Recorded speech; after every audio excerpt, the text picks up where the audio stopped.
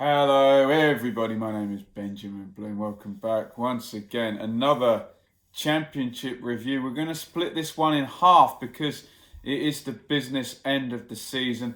Half the games yesterday, half the games tonight, but far too much to go into for just one review show. So I will do one today and one tomorrow, and then we'll do the preview on the live stream later on in the week. Some big wins. Not so much down the bottom, that's sort of happening tonight, the relegation stuff, but certainly the playoff challenges and one of the automatic challenges picking up big wins last night. Preston 0, Leeds 2. So after their slip at Birmingham, Leeds go back to winning ways. Yet again, swap positions with Sheffield United. It seems like every game Leeds have played the past 3-4 games, they've swapped with Sheffield United, and they could swap back tonight. The Blades could go back into second tonight, but we'll talk about that in a minute. So Leeds piling the pressure on. Pearson sent off for Preston. 14 yellows and 2 red cards.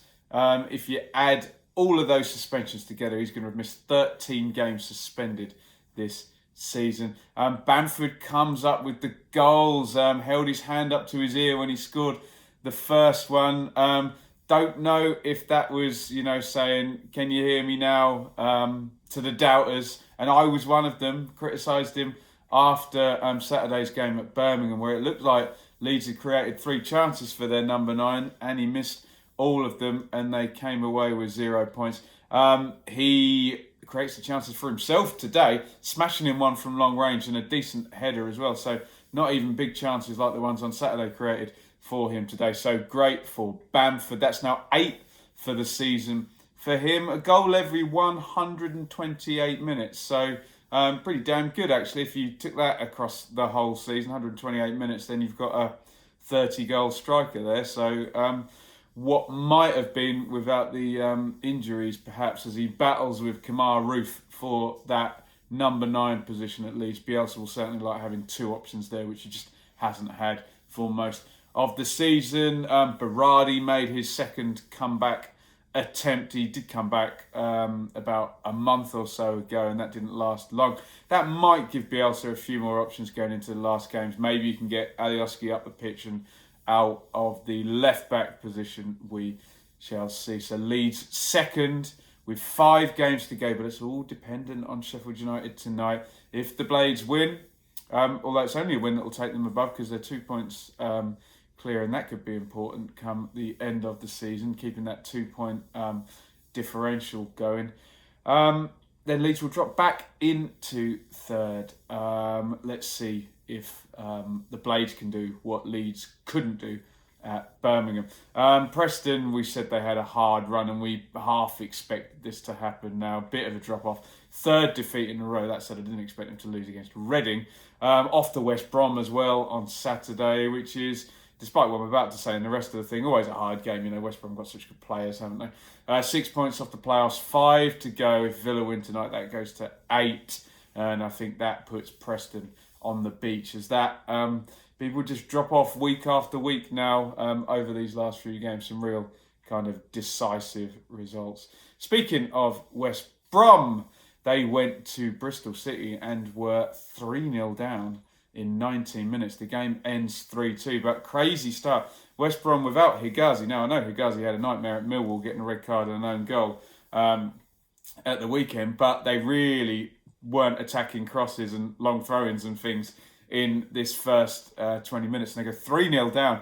Brownhill, Vyman, Hunt, all scoring early on, seemingly kill the game off. We know what Bristol City are like, all pressing, all energy, and just forces a defensive horror show from the Baggies. Straight after half-time, it was like watching the West Brom Birmingham game. Exactly the same goal, virtually. Free kick in from the left. Exactly the same time. Exactly the same header from Dwight Gale. That's his 18th of the season. And then J-Rod puts one in from a long throw. Dwight Gale takes long throws. I never knew that. And that's his 20th of the season, but they didn't push on to get the 3-3. We've seen Norwich come back against Forest from 3-0 down. We've seen Villa come back against Sheffield United, but West Brom couldn't do it against Bristol City, and they keep up their good form. City, I still can't explain them, but 3 wins and a draw since the international break came back. Really on a good little run here.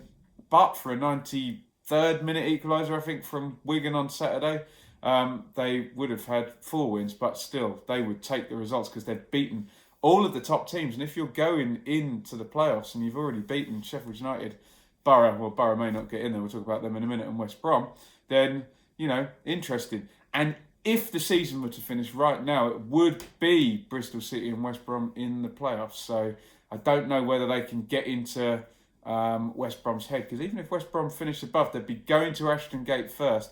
And we saw this with Derby and Hull a couple of years ago, where a game just killed off straight away, 3-0 in the first leg, and it's done, and your whole season's up in smoke. West Brom, well, they're truly in no man's land, aren't they? 7 points off the top 2, 9 off 7th, and that's James Sharn's second straight defeat. So again, West Brom just so all over the place this season. I think there was some hope that Sharn might go on some Ollie Solskjaer type run with West Brom as a caretaker and get them over the line, but doesn't look like it happening, and they just don't seem as well set up strategy-wise than most of the teams up there, actually, even Bristol City included. Lee Johnson's been there for 3 years, so they do seem to have more of a plan, but as we always say, West Brom's players can get them through most things, but let's see how the rest of the season pans out. Playoffs incoming for West Brom.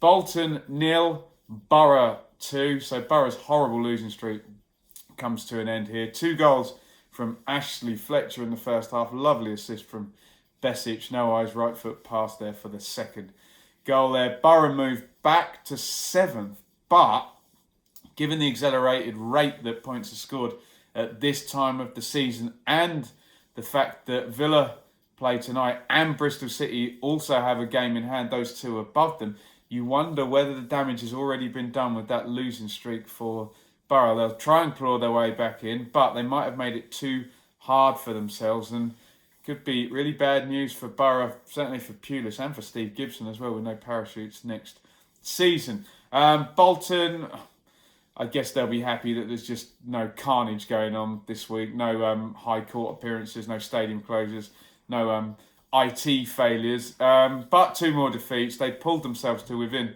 5 points of safety.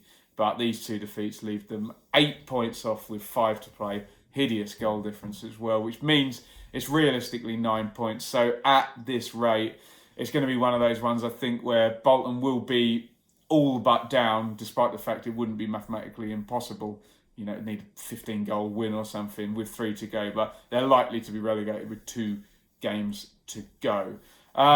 Improbable, let's just say, with 3. Blackburn 2, Derby 0. Big missed chance for Derby here as they go under at Rovers. Lovely dink from Rothwell. Love that goal on 76. Dak forces in the second in stoppage time. Only his 3rd goal in 15. He's kind of reflected the Rovers season. Brilliant up until Christmas, and then just off a cliff in the new year. Only the 2nd win in 12 for Rovers, but it brings them up to 50 points, so they're well safe. That's been assured for a while, but it's just being on the beach doesn't suit some teams. And with Blackburn's kind of style, I think they really need to be at it and intends to be picking up points, and they just have not been. Derby could have gone back on points level with Villa in 6th and put the pressure on, but as it is, they stayed back there in 8th, and Borough moved ahead of them, so just some more annoying traffic in the way Villa could increase the gap tonight. A lot riding on that Villa-Rotherham game tonight. Not a good day for Derby at all. And given that since they've got Mount and Lawrence and Wilson and Waghorn all back together, got 9 goals in the 2 games when that lot were all starting. Very surprised to see only 1 shot on target.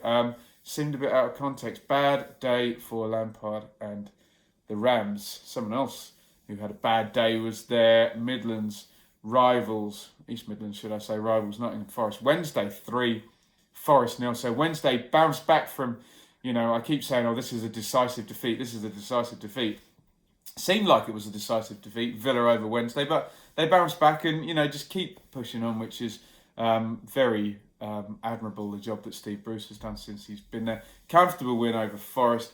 Matthias with 2, Boyd, God, when did he? Boyd and Hooper scoring in consecutive games for Wednesday. How about that? It gives the Owls all 3 points, those two players with the 3 goals between them. Wednesday end the day in 9, 4 points off Villa in 6. Mathematically, they're still in there, but next 3, Leeds away, Norwich away, Bristol City at home. So you'd think with 2 games to go, they will possibly be out of it. Will be into the realms of people needing to lose 2 and them needing to win 2, and you can't see that happening at that stage of the season. Forest, second defeat in a few days. We've said it repeatedly on here. I don't need to say it again with Forest. Just awful away record.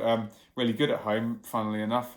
6 defeats and 3 draws in the last 9 games for Forest. So that's basically 3 points in 1 point every 3 games away from home. Dreadful over the last 9 games for Forest, and that's put pay to any playoff challenge they had. Even just average away form, just point per game, and they'd be much closer, wouldn't they? So you can see where it's all fallen down for Martin O'Neill. Well, that said, that run did start before O'Neill had taken over, to give him some credit there. They're tied with Preston on 57, 5 to play, and I keep talking about this Villa game tonight. Villa can really kick a few butts tonight. If they do get a win, they can really push a couple of teams 3 points further away, given the defeats this midweek important game, as I've said. Swansea 3, Stoke 1. Swansea have had a lovely old week, and they absolutely batter Stoke in this one. 3 home games in a row for them over in Wales. They've won all 3, scored 9 and conceded 2. Lovely little run for Potter and the Swans. James, his value goes up every game now. Van der Horn in the first half. McLean, lovely finish to get one back. For Stoke, look quite out of context with the rest of Stoke's performance, that goal. Martin's Indy, red card, Edwards, red card, and McBurney puts in his 17th of the season. 31 shots for the Swans, who absolutely dominated this one and now have a top half finish in sight with 6 games to go. And Blades Analytic, who we had on doing the stats special, check that out on the channel, tweeted the other day, imagine how good Swansea would be if Graham Potter got backed. I think he's nailed that. I think I agree with him. They create, similar to Brentford, aren't they? Create a whole load of chances at home, and with some really good players in there, they could really smash this league up. But we think more sales in the summer. Stoke finally concede some goals after all of those clean sheets for Jack Butland, and really in quite some fashion as well. 31 shots against the 2 red cards. They're on the beach in 15th. They need some good performances rather than this string of 0-0 draws and now this defeat on top of it, just to get some momentum going. But we know a full pre-season under a manager with a squad in place can work wonders, as we've seen with a few examples of teams who did that this season, like Sheffield United and Norwich, and a few examples of teams like Ipswich who didn't have that. You can see what difference it makes. If you've got your ducks in a row early on and you work in those 3 months, can really make a big difference. Tonight then, so some really big games as well tonight. Norwich versus Reading. So Norwich could go 10 points clear if they win and the Blades lose. It's very likely Reading's best player is owned by Norwich, so you would assume that contract would have him blocked from playing in this one, and you can only really see a Norwich winning that one. Reading could end the day in the bottom 3 if Rotherham can get the win. It all depends, this relegation race, on Rotherham. They've just kept their heads below the water so far and haven't managed to push on out. Birmingham, Sheffield United, pressure on the Blades to do what Leeds didn't do. So many people said to me before this week that they thought that the results would match up and then do exactly the same thing. Let's find out tonight if the Blades can do it. Remember, imperious away form from them. They've gone to West Brom, they've gone to Leeds, they've gone to Preston all recently, and not even conceded a goal really, and got wins at all those places. Birmingham could put a nice gap in for the bottom 3 or really dent Blades' promotion push. Sometimes that's more motivation for teams at this time of the season. Rotherham Villa, I think this is a really big game. It has probably the most context on the most teams, Rotherham Villa, because like I say, if Rotherham win, that really suckers those teams, Millwall, Wigan, Reading, all directly above them in, and this whole thing down the bottom depends on them putting points on the board. A draw would make it a bit more interesting down the bottom there, but Rotherham's goal difference is bad. Rotherham, as I've said before, if they win 1-0 one week and lose 6-0 the next week, they'll take that. That's what they need the 3-pointers. They're good at home, but Villa are on real good form. They're on a winning streak, and they can open up a gap, a really decisive looking gap, 4 points between them in 6th and who would it be? Borough, I think, in 7th now. Hull versus Wigan. Hull going for a 3rd straight win, which if they were to win 3-0 would fire them up all the way above Derby into 8th place out of nowhere. A good little run for Hull. Wigan, 2 points above the relegation line. They just need anything they can. They play Norwich as well on Sunday, so a point or 3 would be great for them, but we know Wigan do not pick up many points away from home.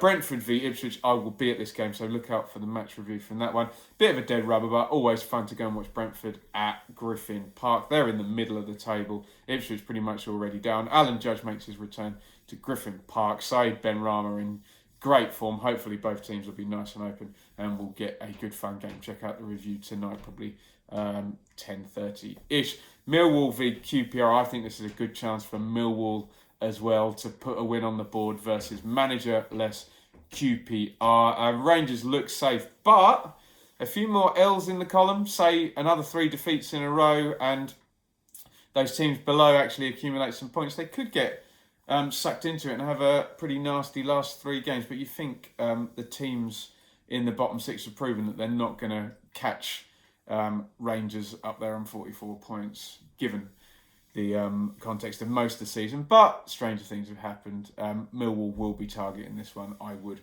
have thought.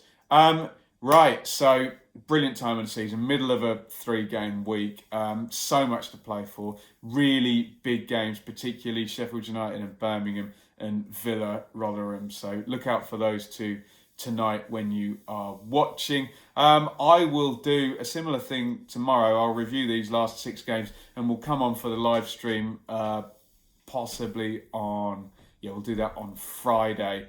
So look out for that. If you haven't already hit the subscribe button, hit subscribe and you'll get notified of everything we do. Hit that bell button as well to be notified for the live streams because they're really good fun and I get so much out of talking to fellow Championship fans. There'll be a Blue Monday podcast I'll be on as well tomorrow night, and then over the weekend I will be off to Norwich and Wigan on Sunday. I won't be at a game, got some family stuff on Saturday, so look out for all of that. Reviews, previews, chat, anything big happens I'll do a reaction video. Well worth subscribing, get involved in the comments, but as I always say, for goodness sake, this is the grown up part of YouTube, so keep it civil in the comments and everyone will happily engage with everyone else. Follow me on Twitter at Benjamin Bloom and see you tonight with the Brentford Ipswich review.